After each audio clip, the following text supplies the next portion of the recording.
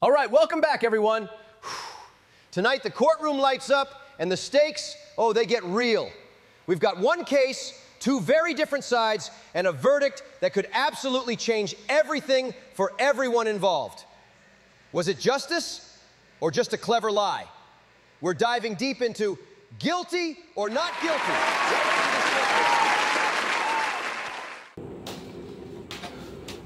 Sa ating pagtitipon-tipon, pakinggan niyong mainam ang tinig ng kontraktor at mamamayan.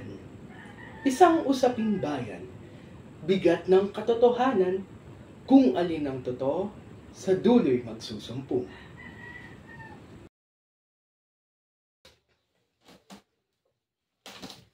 Magalang na pagpugay sa madlakong kababayan. Ngayon ako'y sadyang pinagdududahan. Paratang katawalian, agad na ibinato. Ngunit kami tagasunod lamang, utos ng nakatataas na Ginoo. Kung may pondong nailipat, hindi iyon pasya ko, kundi antas na nakatataas sa pamahalaan mismo. Kami taga-pagpatupad, hindi tiwaling gahaman. Manggagawang tapat at gumaganap sa tungkulin ng bayan.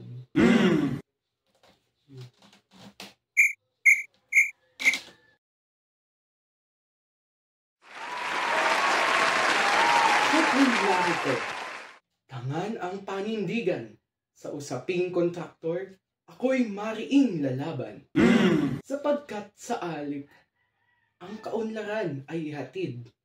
Katiwalian at palpak naman ang kanilang iniibig. Ang tunay nilang layon, magtayo ng kaunlaran.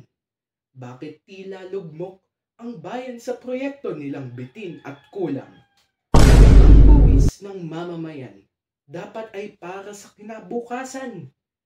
Ngunit ngayoy nauuwi sa bulsa ng iilan. Ang bayan ay naglulumbay at nawawalan. Thank you. Ngayoy atin nang dinggin ang kanilang pagsagot sa paratang ng bayan. May wagas bang likmot? Kontraktor at mamamayan, kapwa may tinig na malinaw. Huwag daw husgan agad, pakinggan muna't suriin ang mga ganap. Hindi lahat ng kontrasista ay gahaman at tiwali. Marami ay sa amin ang pawis at dugo ang puhunan, hindi salapi. May gusali at daang na itayo ng maayos. Bunga ng sipag, hindi kasakimang lubos. Kung may ilan mang hatid ang dungis at sala, huwag sana ang lahat ay madamay sa iisang paratang ng masama. Kami nagsusumikap para sa bayan at mamamayan, hindi upang manlamang, kundi upang maglingkod ng tapat at taimtim sa bayan. Kung tunay ngang pawis at dugo ang puhunan ng karamihan, bakit sa tala ng PCIJ, SOP at sa buhatan na ang lantad ng katotohanan? 15 kontraktor ayon sa Philstar na ulat, 20% ng proyekto kanilang lang nasakmal, kaya't malinaw ang nasabwat na tiyak. At sa Manila Times, 4 lamang ang may malinis na record na hawak. Samantalang ang iba'y bagsak sa CPES, palpak at tiwali ang mga halakhak. Kung tunay ngang tapat ang layunin, bakit Senado'y patuloy nag-iimbestiga sa mga floodgate na bumibigay at proyektong kulang na iniwan tayo'y magluha?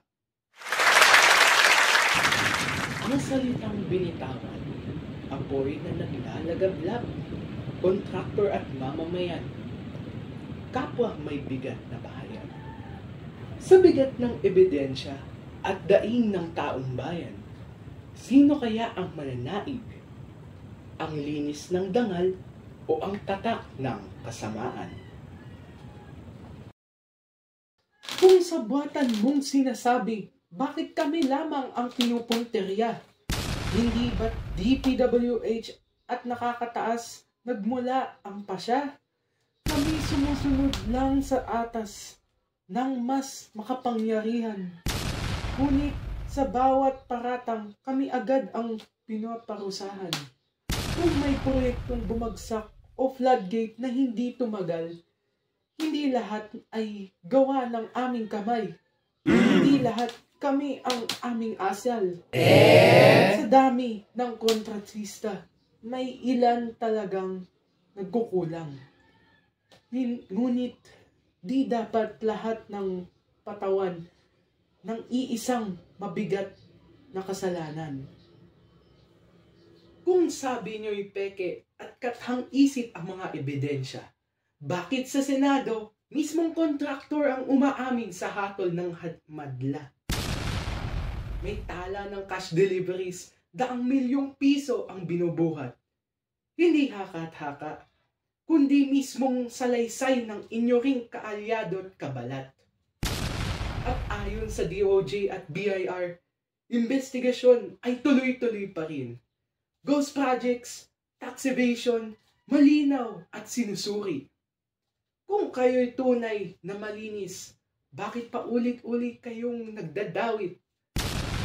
Hindi lahat haka-haka, kundi pa ulit-ulit nakatiwalan at sabwatan na inyong sinisigaw sa langit. Hayop pakinggan, bayan, ang muling pagputo. Kontraktor at mamamayan, parehong may hinahakit na binubulong. Sa utos ng nakakataas, dapat ba'y palusot ang tungkulin o ang bigat ng tala at ulat? Malinaw ang kasalanan, dapat singilin. Kung may salaysay man na nagsasabing may perang naiabot, hindi yan amin, kundi utos ng nakakataas lamang napasok. Kami tagadala lang, hindi kami nakikinabang. Kaya't mali na agad na kami tawagin at husgahan bilang ganid at halang. Tungkol sa investigasyon, binanggit ng DOJ at BIR. Kami man nabanggit, ngunit wala pang malinaw na hatol o pamantayan. Walang katiyakan. Kami dapat ding pakinggan, sapagkat ang pangalan ng kontrasistay madali lamang dungisan. Hindi sapat na sabihing utos lang at kayo'y tagadala. Sapagkat ayon sa PCIJ, may kartel na kontraktor na sadyang nasabwat talaga. World Bank mismo ang nag-ulat ng SOP at bidding na pinapeke. Presyo'y pinadobo, kontrata'y hinati-hati. Malinaw na kayo'y lahat ay nakikinabang sa sistemang tusong sikreto. Hindi kayo nakinabang, yes, bakit pumalpak at umalis? Nabotas floodgate, bumigay sa daang kulang-kulang sa sulat at mga bundok na giniba ng SunWest na nasangkot sa quarrying na labag sa batas ng bayan. Bagsas sa CPS, QM Builders, nagdulot ng landslide at pagbaha. Ito ba'y sinasabi niyong pakinabang? Kung walang pananagutan, bakit pinaulit-ulit ang salot na dala? At kung sasabihin nyo ang DOJ at BIR wala pang pinal na hatol, pues hindi ibig sabihin nun inosente kayo. Tapos ebidensya yon na iniipon sa paglitis sa inyo. Vizcaya Firms investigasyon ng BIR sa tax evasion. Co-family SunWest sangkot sa overpriced laptops sa quarry na bawal. Kaya't maling sabihin na madali ang dungisan ng mga pangalan ninyo, sapagkat ang mga batayan ay dokumento, marka ng palpak, at mga ulat na formal. Ito ipamumulat lahat sa inyo. Ngayon natapos na ang ating pagtatalo. Kontraktor biglang nagpaalam, tumakas sa eroplano. Iniwan ng bayan, dalay ang pangakong di natupad. Habang naman ang mamamayan, dito'y naiwan muling nagbabayad. Ngunit sa huli, tadhanang di matatakasan. Katotohanan ang hahabol, saan ka man magtago't pumisan. Sa laban ng salita, bayan ang tunay na panalo. Pagkat ang mata ng madla, ang hustisya'y siyang magtatakda ng wakas nito.